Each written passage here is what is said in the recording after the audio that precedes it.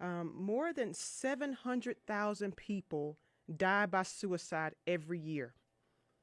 That's one person every 40 seconds. One person every 40 seconds. Death by suicide is a global crisis, and we need to open up the conversations, begin to talk about this, and address the challenges and the issues that we see going on. The more we understand the issues concerning suicide and mental health, we can take part in suicide prevention, help others in crisis, and change the conversation around mental health and suicide.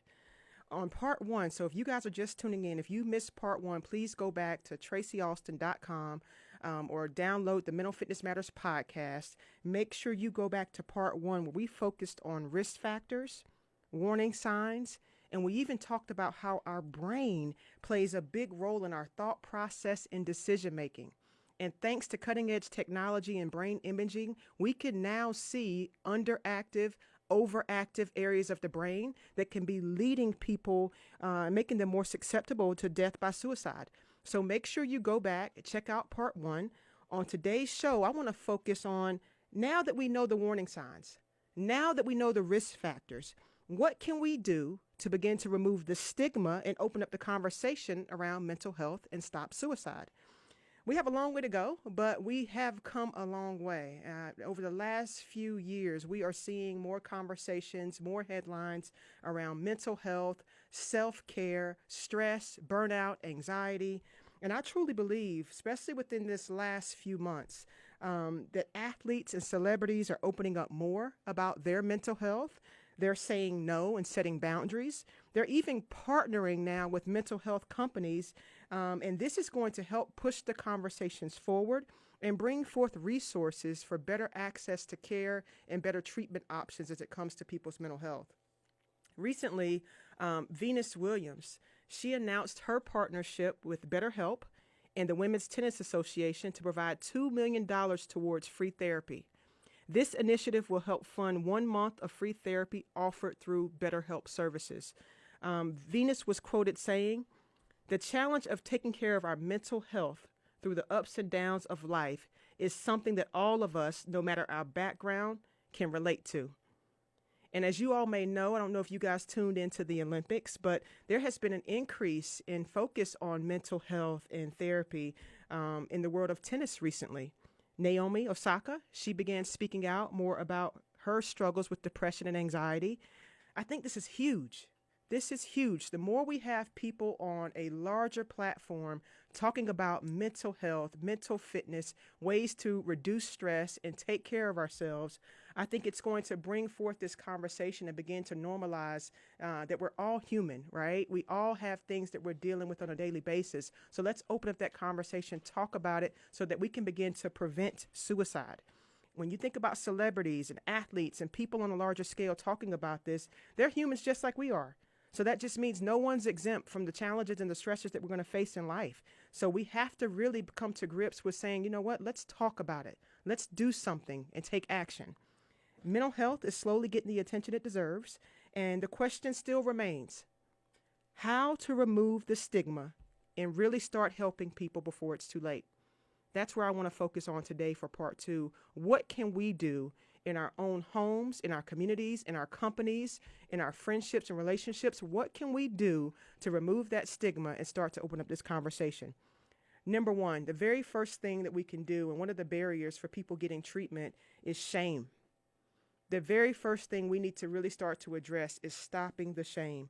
We have to stop shaming people and putting a negative meaning around people seeking help and mental support.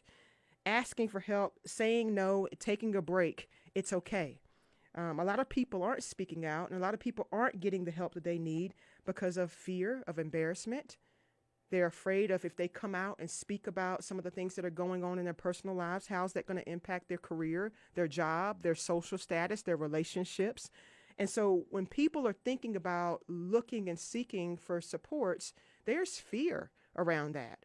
And so that shame stops them from reaching out, from speaking up, and from seeking the support that they need.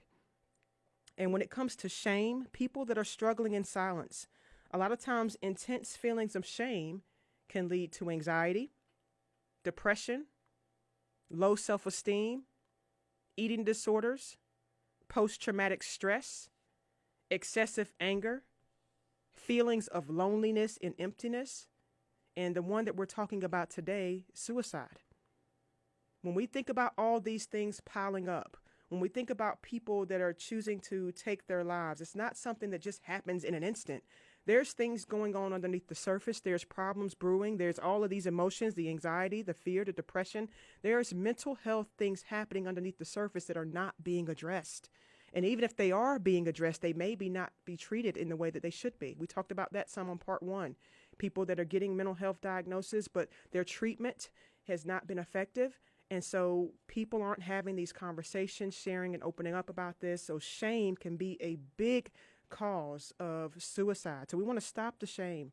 And so today I want to talk about how we can kind of combat shaming and really start to create an open space for people to start having these conversations, sharing how they feel, and getting the help and the resources that they need.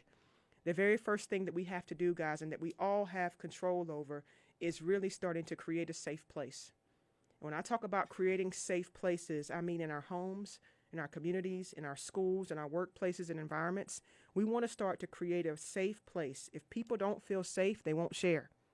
If people don't feel safe, they won't share.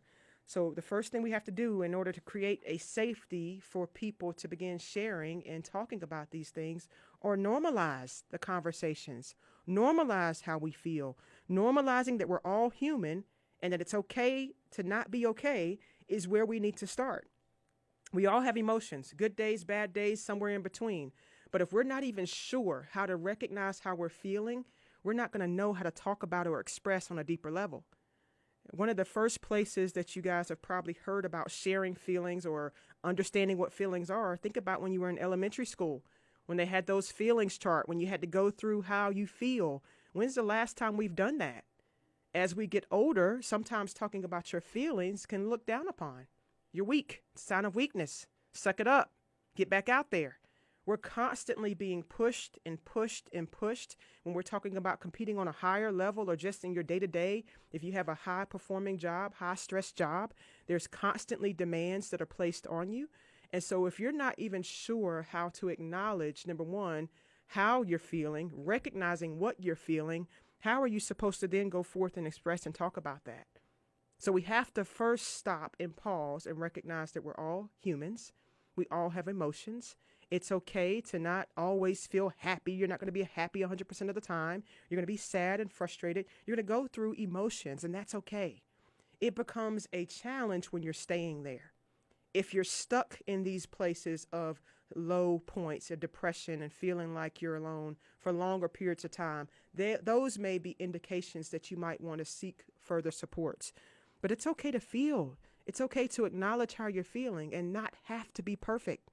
You know, we've gotten into this place where perfection is what people are striving for, and we don't even know what that even really means. What is perfection? My dad says this all the time: progress, not perfection. We are striving for something that in the midst of things is still never good enough. Think about the things that you got on your plate, the goals that you're setting for yourself. Once you reach that mile marker, you're on to something else. So the goal is not to be perfect, it's to really enjoy your journey and create happiness and well-being right where you are. So the first thing, guys, we have to do is begin to normalize how we feel. Give yourself permission to be human, allowing yourself time and permission to take breaks and to go through the processes of life. And if you've never really checked in with yourself, or if you've never really had anybody check in with you, I want you to just take a moment and do that right now. I'm just going to ask you a simple question. Just check in with yourself. How are you feeling in your mind? And what I mean by that is, if you can think about, are your thoughts racing? Do you feel at ease and at peace in your mental state? Or are you in a place where you're worrying about something that's coming up, worrying about something that you can't control, having 100 thoughts per hour right now going on? You're trying to focus on this show and this program, but your mind is elsewhere. So just do a quick mental assessment for yourself. How am I doing in my mind? And if I had to place that as emoji icons, which emoji icon would I select for my mental state? Would I be on the happy face? Would I be on the frowny face? Or would I be like blah, somewhere in the middle? Okay. So do a mental picture for yourself. Go through your thoughts right now and say, how am I doing mentally? My thoughts racing, having a hard time settling in, feeling at peace? Am I sad or down or out about something, or am I in a pretty good mental state? Then after you do that, check in with your body. The body keeps the score. That's an awesome book, by the way, but it's true. It's the body keeps the score. So do an assessment for yourself physically. Begin to identify how are you feeling in your body. Do you hold tension in your shoulder area, your trap muscles here? Are you holding tension in your jawline?